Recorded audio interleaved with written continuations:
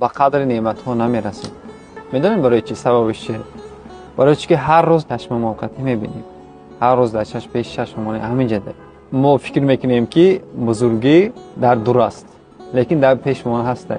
ما کی میفهمیم همون نعمت کی که از ما بروم، از ما دور شد بعد میفهمیم.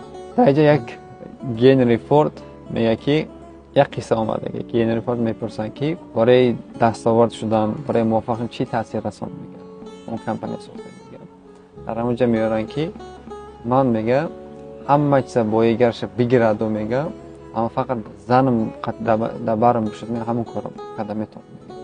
وقتی که اون کار سر کردم میگه حاضرت چی میگه؟ پدول میگه من در پدول ریموند میکردم. میگه نیمی شب در برم میستادن که اینه فنری قطعی، اینه شم قطعی گیرون کرده میستادن در برم استاد. میگه تا حاضرم که من حاضرم باشم موفق شدم میتونم. میگه در زندگی ما هم خیلی انسان ها هستن که دل خواه یک کس زنش میشه، یک کس مرد میشه، یک کس پدر میشه، دادر میشه، مادر میشه، اما قدرش برسیدن من برخورده.